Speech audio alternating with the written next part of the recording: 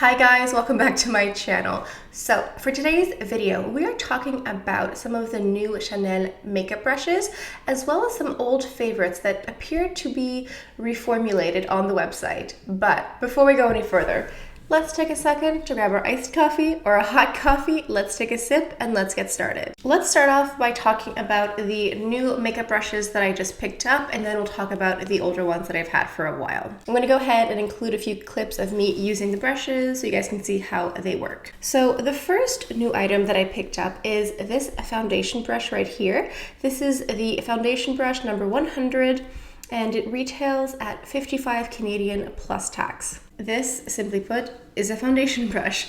I hadn't really used a foundation brush in quite a while. I have been a huge fan of the makeup sponge for a very long time, but there was just something about this very classic foundation brush shape that really intrigued me, because I do have several makeup brushes for foundation in various shapes from various different companies, and honestly, I don't really love any of them. I know that they have different shapes and they're supposed to buff and blend differently, but I've never really been able to make any of these work very well for foundation. So I thought, let's just give this one a go. So something to note, this is a synthetic makeup brush. So the bristles here are synthetic, and I have to say that I was really shocked with how much I love this.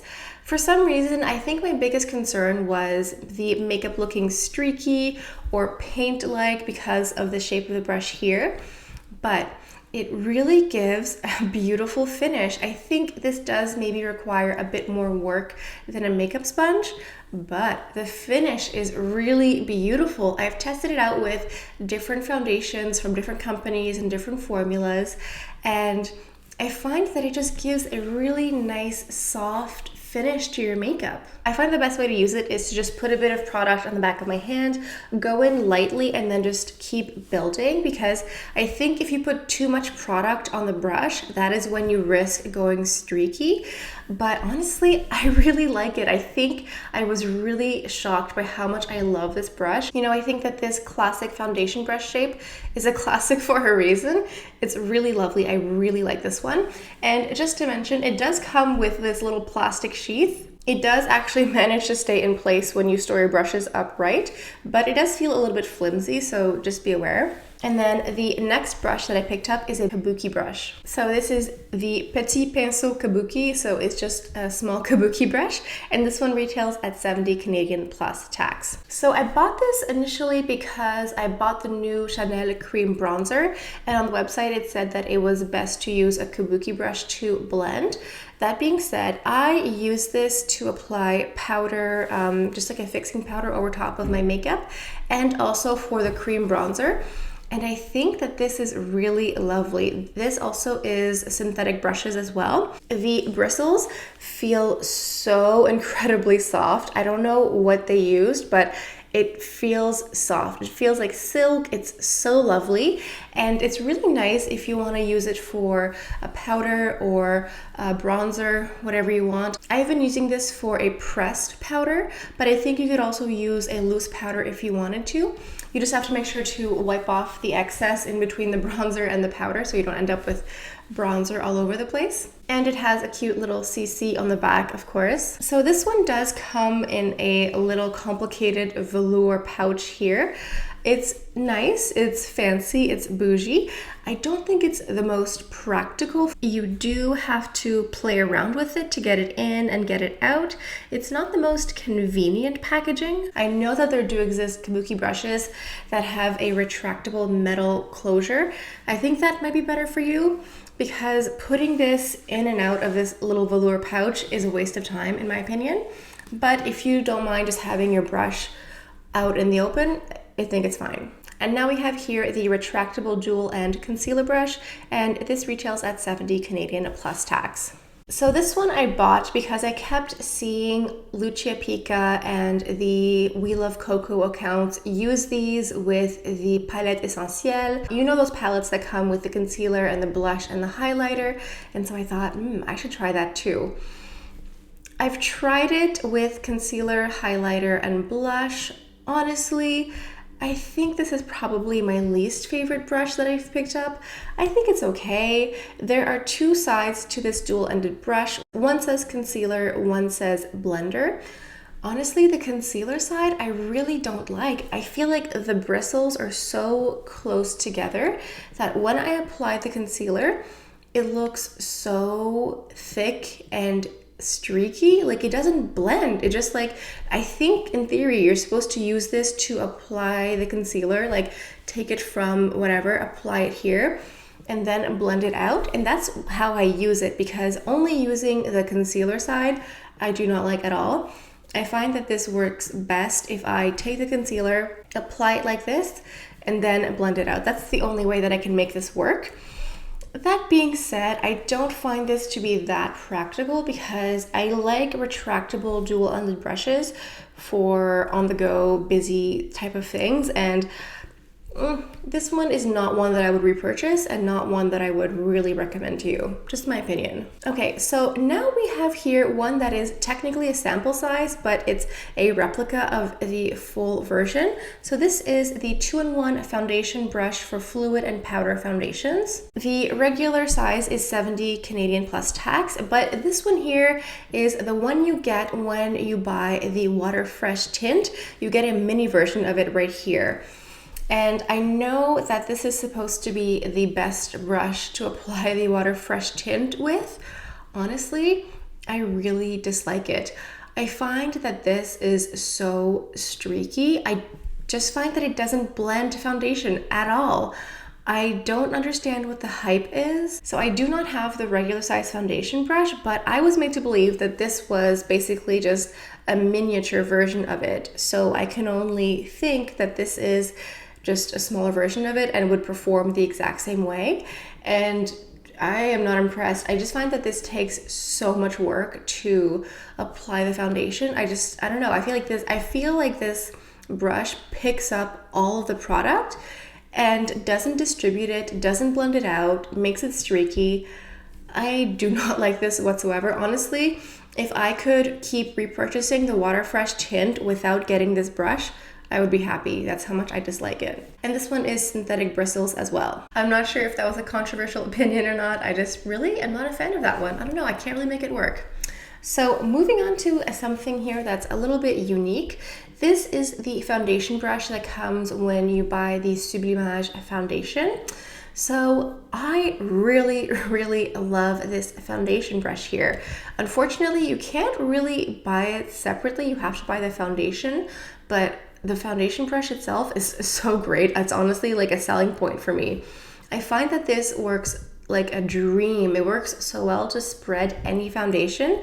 I think the biggest difference between this one here and this one is this one takes so much extra work to blend and to just buff everything out, whereas this, it's just so fast and seamless. That's why I like this one the most. It's unfortunate that you can't buy this one on its own. I'm seeing one on the website right now that it looks like it could be similar to it, but don't hold me to it because I don't have this one here. So this is the retractable foundation brush number 103. Just looking at it super quickly from the photo, the shape of it looks like it might sort of be similar to this. That being said, I am not saying it's identical because I don't have it. I'm just saying the shape reminds me of this one here. But just so you know, if you are ever on the fence about buying the Sublimage foundation, I personally think that the brush that it comes with is one of its key selling points. Okay, so moving on to two eyeshadow brushes here. So both of these I bought a few years ago, and it appears as though they pulled this version and replaced it with what appears to be identical versions. However, I believe these ones here are natural bristles and the new ones are synthetic. So the first one here is the retractable dual-ended eyeshadow brush number 200. And the formula that I have here, as you can see, the bristles look lighter and the one online is darker. Formula, or the version that I have here, I really love. I use this literally every single day. I think the blender and shader side are fantastic. I love that you have a big fluffy side to just blend out shadow, and then you have a more compact one just to pack shadow on the lid. I think it's wonderful. Oh, something to note, the new one here is 70 Canadian plus tax. I feel like I've really gotten my money's worth completely from this brush here. The fact that it's dual-ended makes it like you're getting two brushes for the price of one, which is always great. And I just use it every single day. I think it's great. The only thing that I would mention is some sort of like a little engineering issue I think they encountered, because when you pull up the sheath here to close the brush, you'll see that the bristles actually are taller than the sheath. So when you put the cap on, you risk catching some of the bristles, and that just seems like a small engineering issue that they should have fixed. Just pointing that out. Okay, so next up is the retractable dual-ended eye contouring brush number 201, which also retails at 70 Canadian plus tax. So this is the exact same thing as the previous one. The bristles on this one are natural, the new ones are synthetic, and also the bristles are a different color. So again, this has been a brush that I've used every single day for my makeup look. I just find that this is so incredibly practical. I usually use the wider end to put a darker color in the crease, and then I will go back in here to blend it out. And then the more tapered end, sometimes I will use to smudge under the bottom lashes, or if I'm using a bright shimmer color, I might just dot it very lightly on the inner corner. I love these dual-ended eyeshadow brushes because I think they're just so practical. I just think they really thought out the shapes of the eyeshadow brushes that they paired together, and I just really love this. Unfortunately, I don't know if the new version that I'm seeing online will perform the exact same way, but if for some reason you are able to get your hands on the old version, I can vouch for 100% certainty that they are amazing and worth it. And I've owned these for over a year, 2 years maybe, and they've barely lost any brushes. They've kept their shape. The same goes for this foundation brush here. This one too, but I don't really care. The foundation and Kabuki brushes are new to me, but I think that they've been holding up very well, as well as this concealer one here, even though I'm not a huge fan of it. I don't really know why they felt the need to reformulate these. I think that these were great to begin with, but it kind of seems that Chanel has been in the mood of discontinuing and coming out with new items that are almost identical. It kind of seems to be the mood for spring 2020. Okay, I think this about does it for my roundup of my Chanel makeup brushes. Please let me know down in the comments what you guys think. Which ones are your favorites? Have you tried any of these brushes? Have you used older ones from the past? Let us know down below your thoughts and opinions. So if you guys are new to my channel, I talk about nothing but luxury makeup. Whenever I get a new collection, I will create several different looks with the same collection, so you guys at home get a sense on how to use up all of your makeup.